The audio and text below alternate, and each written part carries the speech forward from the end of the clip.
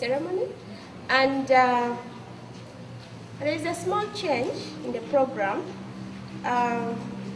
We have a poem that can't wait. You know, a poem sometimes pops. There's a student from Mweri. I think maybe he wrote the poem in the morning as he was coming all the way from the Nile. Can we have that student to share the poem with us? Everyone. Basically, I may not recite it as they did, just wrote it and we're just coming. Just forgive me for that. But before I start, I just want to give us a simple clue of something. You know, when one is going to get married, just try to listen to this. Simple before I go for a poem. Before one gets married, you know, they love each other, not so? And as they continue on, they get married, fine, they produce children. But in the due course, as they continue on, I know they tend to go away from each other, especially the men. They tend to run away. Am I wrong? And so it's like this. And so it's like this. It's like this. You know, they tend to run away. But what I've realized is the women usually persist. They're like, this is my man. This is what God has given me. Why should I abandon? And so they continue on loving, even though the man doesn't want. But for them, they still want what? To continue on, not so? So that's how we are as young scientists. You know, when you get to learn science, when you get to learn more, not for me, I love research at school. And guys usually discourage me. Whenever I'm moving with my textbooks, they call me doctor, but they discourage me so much. You know, as young scientists, we may be continuing, we love each other, but there are some forces that drive us away, not so? There are some forces from people, from, as in, even our dear friends, they tend to take us away from what is necessary. Are you seeing? And so, but we should be persistent, as in, we should continue on with the hard work and to achieve. Remember, the country of Uganda needs a service of people who are intelligent, service of people who are going to make the change in this world. Just listen to it. About that, I'll try to explain. Spatters of rain. It's all about love. Spatters of rain. Fall, leaves fall. Okay. Spatters of rain. Fall, leaves fall. Skews and flowers wither. Hiss and bliss. Windfall from atom tree. I do. Specks of love. Drops of love in the wilderness. Joy when the rose of love grasped. Glens by widows, children, and adults. With love, the vibration in the memory. Peace at heart, paradise above dins. Blazed in the caverns, sound of Johabs, sweet in the alleys. Formerly rough, now fertile in the moors. Rivers of joy in the hearts of the couple. Oath and promises by all. Fall leaves fall, die flowers away. Decays of day, shorten of nights. Cough out of bitterness, at the stroke of midnight, the welcome of wild winds. Former love, now outrage. Former swings of love into rivers of scorn. Former windfall of love, now neutrals. Alive in love, but now corpses. As deep as the ocean, the wave stays with nibbles of love. As sweet as honey, her love endures with bravadours. The love above dins, flowing like rivers from the bitters. I live, you know something, when a predator and a prey. As the prey continues as into be more, even the predator will be more, not so? The prey is information, the predator are the scientists. As the prey is more, the information is there. Let us stand for it, because we are going to make the best. I remain the cardiologist here. Wow. Can I just have your name again, please? I am Dr. Munyamuga Paul. Oh, okay. What do you think? Paul is very, very cunning. Yeah, but what a lovely poem. Just reminds me of the science of love. One of our common topics here. And you have your own interpretations, but I love it very much. Because if I learned anything, it is that my love for science can grow cold. So I have to keep it, I have to work at it, and keep that love up. And so I hope it's the same for you. So thank you very much, Paul, for that poem. Let's give him a clap. Okay. We are running a little late behind the program. So the change is that we'll have a few remarks from our representatives from the World Bank. We have a word from our representatives from the World Bank. Good morning, everybody. I already introduced myself to you. It's a great pleasure for me to be here as part of the National Science Week celebrations. National Science Week is supported by the Millennium Science Initiative project, which the World Bank supports with the government. And we are very, very proud to be associated with this program, which is working extremely well. It has several components. It supports merit-based scientific research. It supports universities to improve the quality of science teaching. It also establishes linkages between the researchers and the private sector with a dual purpose of ensuring that we are also conducting research that is relevant to the private sector, and that the private sector is taking note of the research that is being conducted and absorbing it and using it to enhance their productivity, and also to have more innovative ways of broadening their production lines. Another key aspect is the school outreach program, and today's function is part of the school outreach program. The fact that you all are here, I think you are very lucky that you have the opportunity to study science, and that must be recognized. When I was young, I wanted to be a doctor, and I went to a very small boarding school, and we had a chemistry teacher, but we didn't have a science lab. So we studied chemistry for a year and a half, and we studied biology, but when it came to our final exams, about 6 months before, we had to do practicals, and we had no laboratory.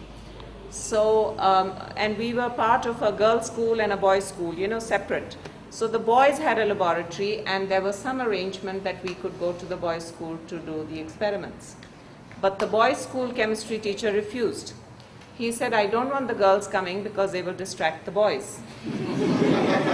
So, at the very last minute, we had to switch from chemistry to history. So I just want to emphasize that you all are extremely lucky to be studying science. And in this day and age, with so much scientific discovery and everyday life is changing, I'm sure if you think about it, there is really hardly any action that we take where science is not involved. And it's also extremely important because it's what it does to the way we think. Helping us to think logically, to think of things step by step. And that's even if you do not go on to scientific careers, which I'm sure many of you will. But even if you do not, it enhances your ability to handle your day-to-day life a lot better. It helps improve your competencies in the workplace because you're able to think logically and you're able to problem solve logically. So I think that you should make the most of the opportunity that you have studying science. The country's future depends on young people like yourself. The more motivated and dedicated you are, the better you will be as adults, and you will be able to contribute to your country's growth. So I wish you, on behalf of the World Bank, great success in your future lives, and I hope that you do very, very well. And I hope many of you will go on to more specialized scientific careers. Thank you. Like I said, this program has really taken up in schools, and there are things that young people need to know, because sometimes we sit behind them and we draft, what we try to plan what they want. But these people here, They know what they want.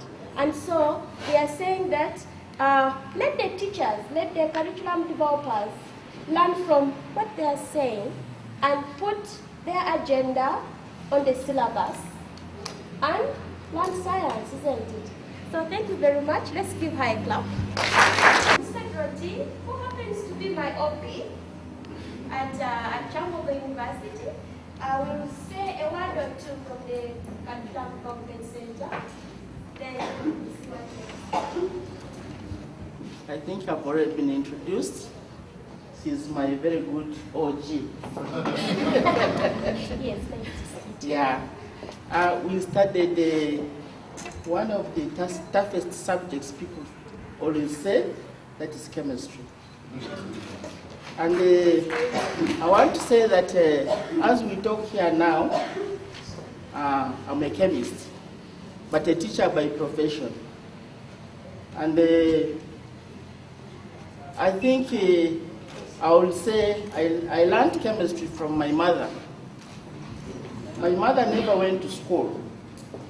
I'm the second last born of our family. My father never went to school.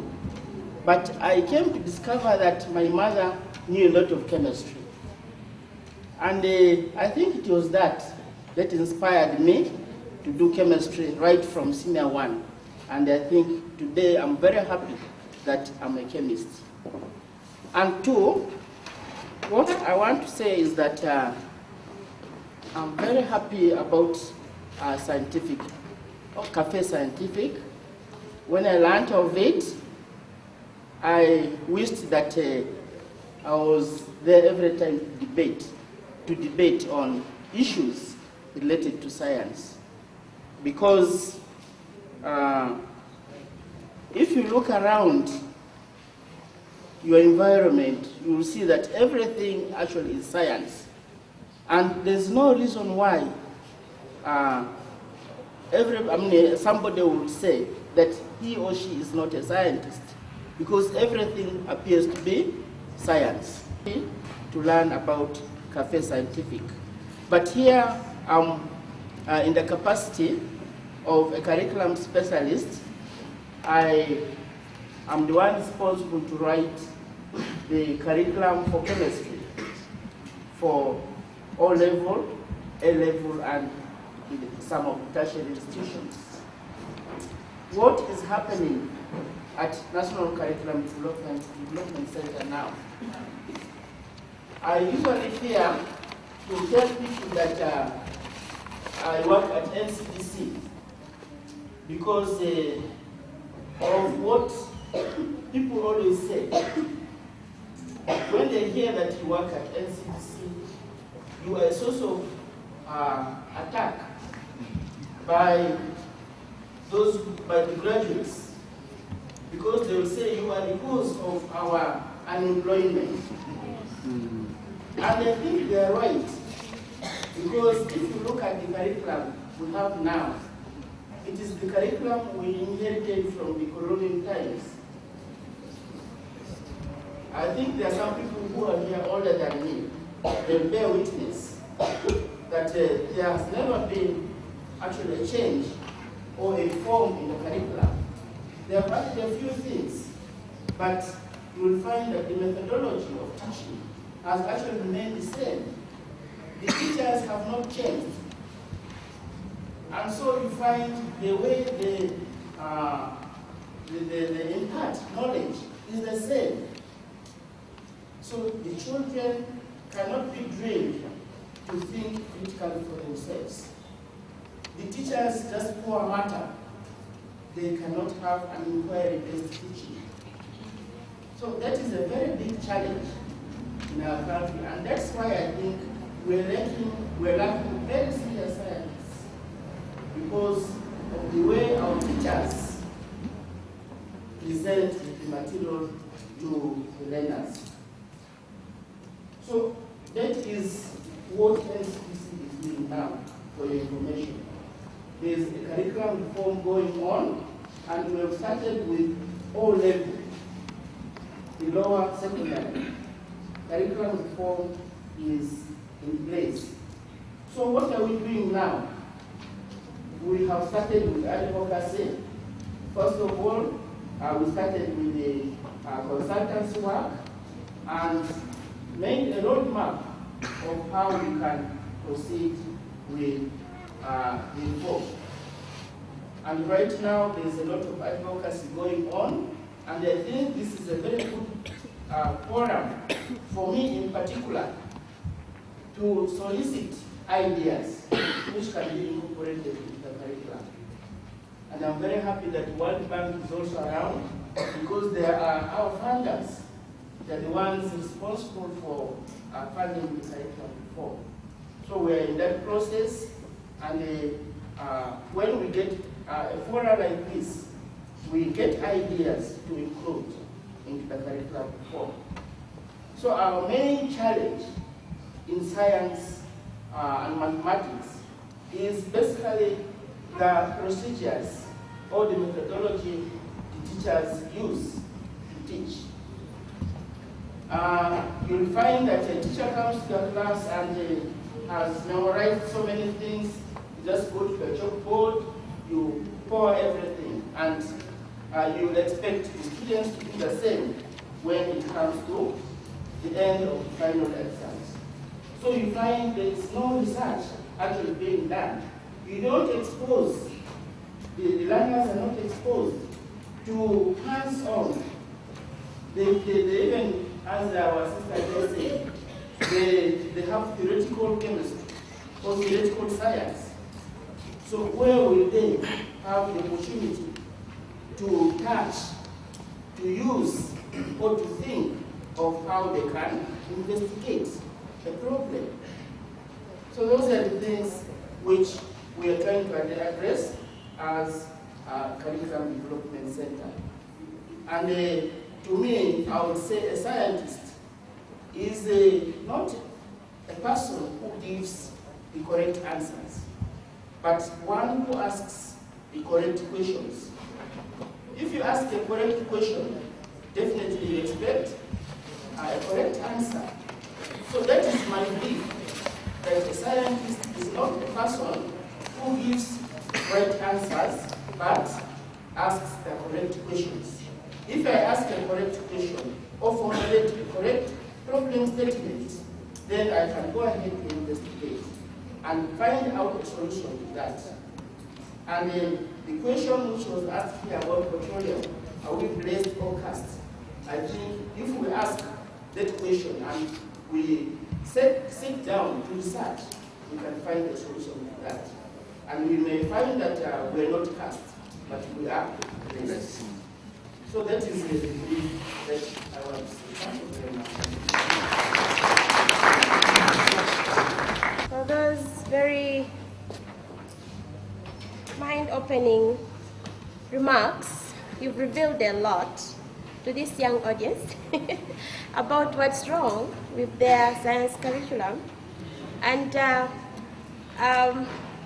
my only request is that as you go for tea, there is a flyer here representing some of the topics that we've been talking about. We might have some chemistry there.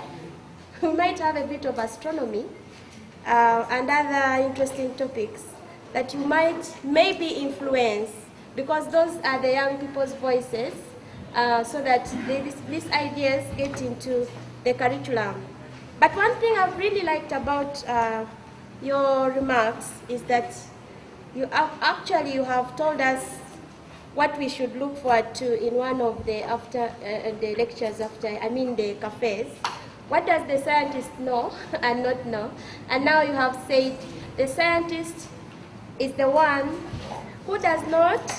What did he say? Who can tell us? How did he define a scientist? The scientist asks the right question and gets the correct answer. Great. What's your name? Which is Jamil. Yes. Very good. Is this Hilton? Yeah. Yes. He has said it. So the scientist is the one who asks the right what? Questions and not give the right answers. So if we can go away with anything from this morning session, I think we take those words with us.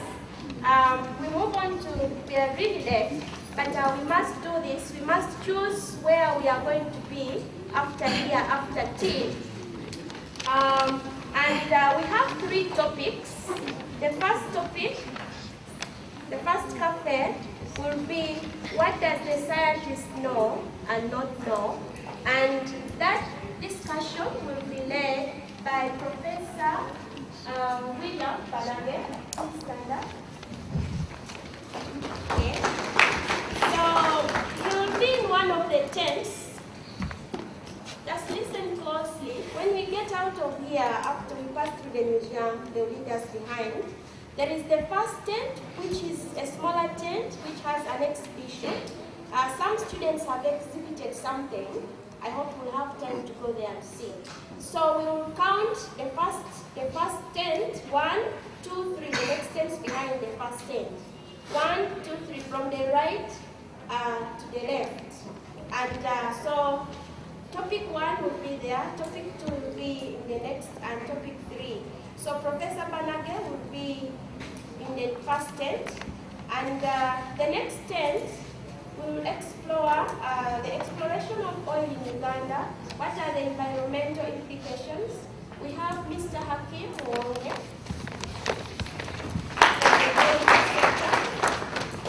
And then we have the third tent with robotics. But because he needed power, we will remain here for robotics. But remember that there is a robot in the tent for exhibition. So please also pass there and see. So very quickly, we are going to choose where to go, because otherwise some tents will be without anyone. So we start from here. We go here, just count 1, 2, 3. I am 1. No, 1, 2, 3. 1, 2, 3. Yes. 1, 2. Quickly. Yes. 1, 2, 3. 1. Yes. Where are we? Which number? Number? 1, 2, 3. Yes. 3, 1. 1. Speak up, please. 1, 2. 1. Speak up. Want to hear you? Which number are we? 1, 2. Okay.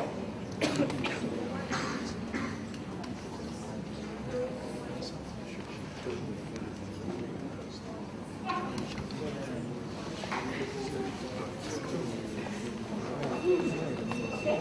2, 3. 1, 2, 3.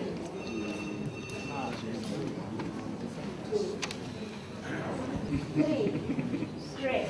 So we all know where we shall be. That will be after tea. Please let's take 10 minutes for tea, because we are really far off. Then you will also have the science of the museum after tea, which will be also in the exhibition tent. So if you're interested, also you pass there. So I just want to say that we must begin. When do we begin our cafe? Say like 10 past 11. Okay? 10 past 11. So we can pass here another one. Thank you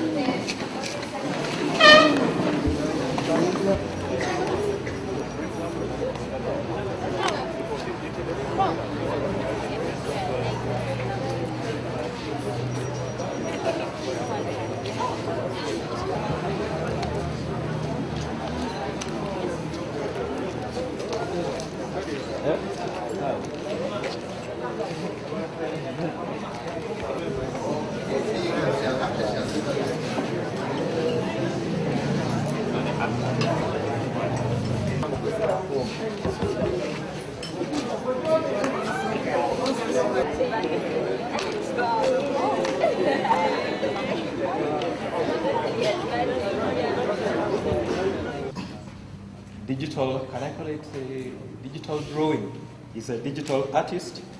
And one thing which is very interesting is that Solomon has a laboratory at home. And he will be telling us how he was able to have a laboratory at home as he takes us through this robotic science. I personally am very excited because I hear a lot about robots. I hear they can even treat people. You go there and the robot asks you what are you suffering from, and it gives you medication. And whenever sometimes I see the robot walking and they are able to see and they turn and they pass, I see what kind of eyes are they using. So I personally am very, very interested in this robotic science, and Solomon will really give us as much as possible in due course. I leave the floor for him. I don't want to empty. Solomon, you're welcome. Can we welcome him with a little?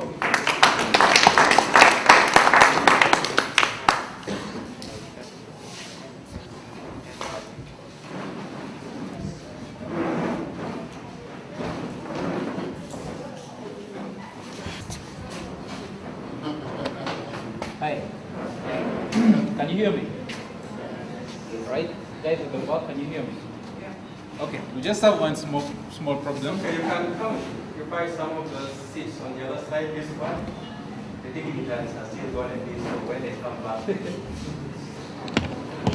come as close as possible. There's space here, you can even pick you here, come closer. We all settled down? Good. We just have one problem. This little